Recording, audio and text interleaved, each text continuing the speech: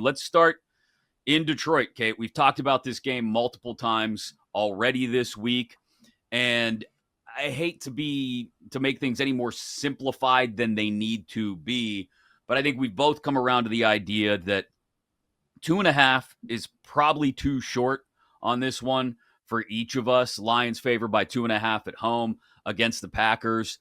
I don't know if that's a bunch of people in the market being scared off by the Lions' battle with the Giants last week that had to go to overtime. I don't know if that's too much of a belief in the Packers. I don't know if that's weighted based on their week one matchup with which the Packers handled, granted, at Lambeau. You could take all those things into consideration, I think, and I still come back around to, this is the Lions at home against a secondary that I still have some questions about, regardless of how good the pass rush may be for Green Bay. And the Lions at home. I'll just rattle off the point totals in home games for the Lions. 52, 34, 24 against Tampa. Only 24 against the Vikings in what was a weird loss, a little bit of an anomaly. 34 against the Giants. The Lions at home are a different animal. They are 7-4 this year, but 2 of those losses came on the road on grass, which is a large variable for this Lions team. It just is. So I still like the Lions, especially if I'm laying less than a field goal. I don't know if I can be talked off of this. Chris, there are some lines I look at and I'm like, that is a really fishy line. And then there are other lines that I look at that I just say that line's just flat out wrong. And that's what it feels like with this one. And I don't blame the books. Like, if you put a 3.5 out there, people are going to gobble that up with the Packers. Like, this is still a division game on national TV. Like, the Packers defense is still very good. So, like, you can't really make this. Maybe you can make it 3 and maybe it does go to 3 before kickoff. But I think 2.5, you have to lay it with the Lions. I actually like the fact that they struggled a little bit against the Giants last week because Dan Campbell, the ultimate motivator in the NFL, like, he knows how to rally his players after even though it was a win, it was somewhat of a poor performance all around. I know Jahmyr Gibbs went absolutely off, but the way the run game is looking for the Lions right now, you just rattled off all the points that they score at home, like their offense gets going. I think this is a spot where you have to back Detroit at -2.5 under a field goal. So here's a question for you, and an exercise I think that's important to go through with just about 24 hours to go until kickoff. You mentioned 3.5. 3.5 would be a completely different animal if we're talking about this game. We're not going to get there. But with the way the 2.5 is juiced right now, there is a possibility we could get to 3 before kickoff tomorrow afternoon. This is the 1 p.m. game. So again, we're just a little more than 24 hours away from kickoff. If this got to 3, would you be willing to buy the Packers? No. No. No. It's got to be the hook. Still no. No. Got to be the hook. Yeah. I mean, honestly, Chris, I wouldn't be shocked if the Lions won this by a touchdown. And not to say that, like, they're that much better than this Packers team, but I just like the spot for the Lions, too. Being at home, You already lost to the Packers once this season. You kind of got embarrassed in that first game of the year, and it had everyone questioning whether the Lions were legit. Like, Dan Campbell's going to go back to that game and talk to his team about that for sure. He struggled against a Jameis Winston-led Giants team last week. Like, Giants team. This Lions team is not like it's playing its best football right now and can take any game for granted. And, like, they're going to be ultra focused in this one. Yeah, I tend to side with you. I would even, it would probably be against my better judgment, but I would even lay the 3.5 if it were to get there. It's not going to, but I'm totally comfortable with Detroit in this situation. The afternoon game in Dallas, the Chiefs visiting the Cowboys. At BetMGM, it is still 3 -115. Chiefs -3 -115. There's a couple -120s on the 3-point spread out there as well, which is why some books have gone to 3.5, although that 3.5 is heavily juiced on the Cowboys side if you get the hook. this is another one where we're playing around with a field goal here, obviously a key number, but here's the thing. I don't know if I take a side in this one or I take a step back and go, wait, the total's at 52. The Dallas defense, I understand, has improved somewhat in the last few weeks, but this is still the Chiefs. This is still, we would presume, we're going to have Worthy. We're going to have Rice. The Chiefs found a bit of a running game last week. First 100-yard rusher of the year. Kareem Hunt had to carry it 30 times, I think, to get there. But that was my biggest question mark for the Chiefs over this past month or so when we've been questioning whether they can work their way back into the AFC playoff picture was, can they find some balance on offense so that teams can't tee off on Patrick Mahomes? And I think they've started to find it just a little bit. And again, the Cowboys, as much as they may have improved a bit over the last few weeks, especially against the run, I think it's an opportunity for Andy Reid and the Chiefs to go in there with a balanced attack, lean on the run game a little bit more than we've seen from them at any point this year. I don't know if I'm comfortable laying, certainly not comfortable laying 3.5, maybe the 3. I look more at the total, and I think I go over the 52 in Chiefs-Cowboys. That's where I would go with this one as well.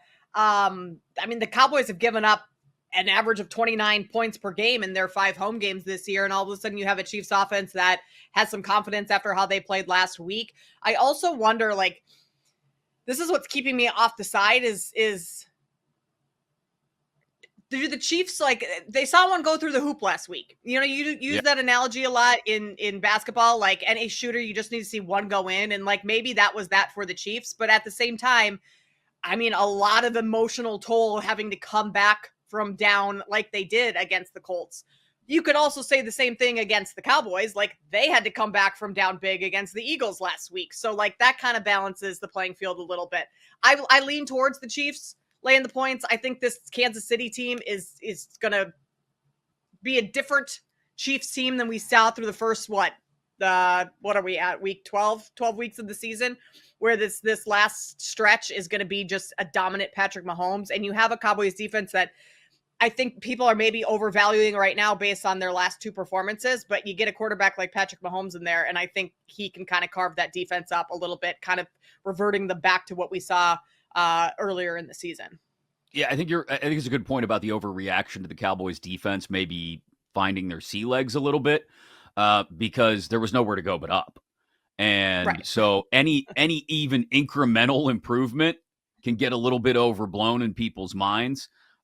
I tend to side with you. If I had to lean one way or the other, it would be Kansas City, but I think the play is going to be on the over tomorrow in Dallas. Cincy, Baltimore, this is a massive game for a lot of reasons. Baltimore has fought and scratched and clawed their way back to the top of the AFC North. They've had a good bit of help from an inconsistent Steelers team, but they find themselves back firmly in the playoff picture and now controlling their own destiny atop the AFC North. The Bengals, though, obviously getting Joe Burrow back. There are some 6.5s out there, which if I was feeling okay about the Ravens in this one, I might consider laying 6.5, because there is a question about the Joe Burrow rust factor. There is a question about T. Higgins being out. And the Bengals defense is still, newsflash, still the Bengals defense and possibly one of the worst of the last quarter century. So you roll all that up and stack it against a Ravens offense that hasn't been able to find a ton of consistency. I think that's the push-pull here. Not so much can Burrow go out there and look like Burrow. I think Burrow can. It's, can the Ravens find some consistency on offense? They just haven't been able to. They were in a dogfight with the Jets for the first half last week at home. So if I had to go one side or the other, I lean Cincy +7. It's juiced in a couple spots. Not a terrible number. Maybe it ends in a push. I don't think we get to 7.5, though, before kick tomorrow night. I like the Bengals +7. The Joe Burrow factor could go either way. Like, either he could be extremely rusty and this could all be for nothing, basically him coming back, or he could absolutely ball out and be the Joe Burrow that throws 3 or 4 touchdown passes in this game. I kind of like the over more so in this one, Chris. I know you talked about the Ravens offense rather being shaky and inconsistent, but if they could get to I don't know, if they could get to 27 points, I would imagine the Bengals, and against this Bengals defense, I think they could.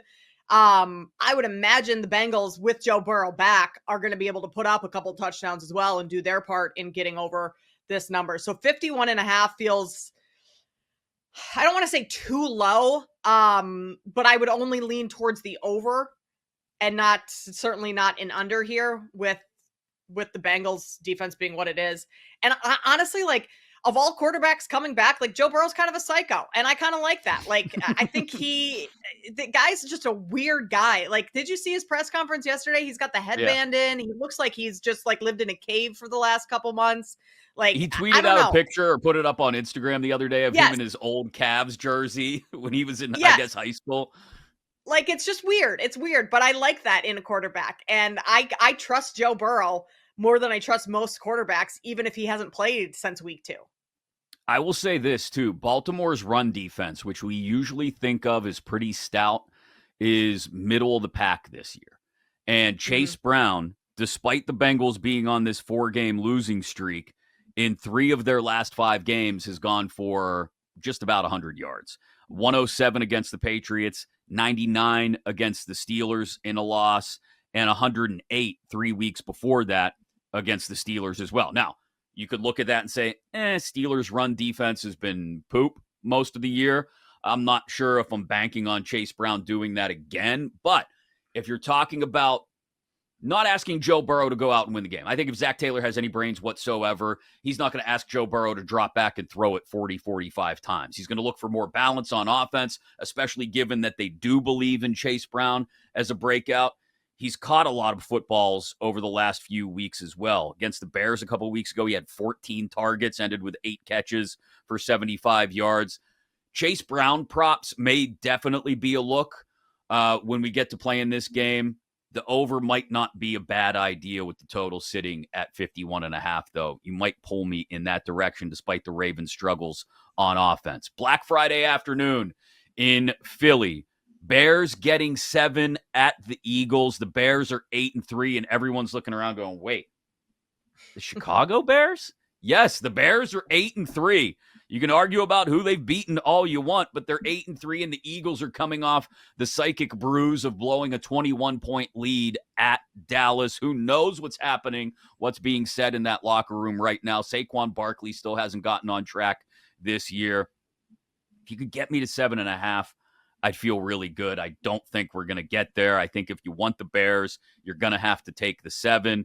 And if I'm on the Eagles side, if I think they take care of this one at home, I still can't lay 7. I think it's going to be uncomfortably close for Philly.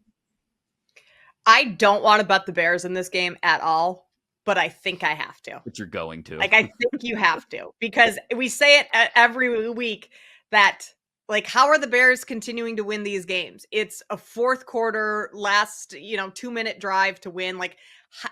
Can that be sustainable? And the answer is no.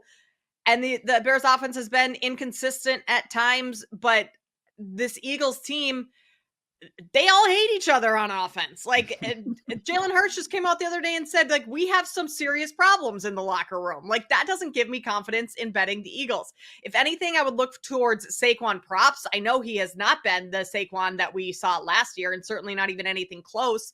But after the fumble in the Cowboys game, you're going up against a bottom 10 run defense in the Bears that is missing a ton of, some of their top linebackers in that second level. That's what concerns me the most. So this is probably a game where I look more towards props than anything else. But I do think the touchdown is a lot.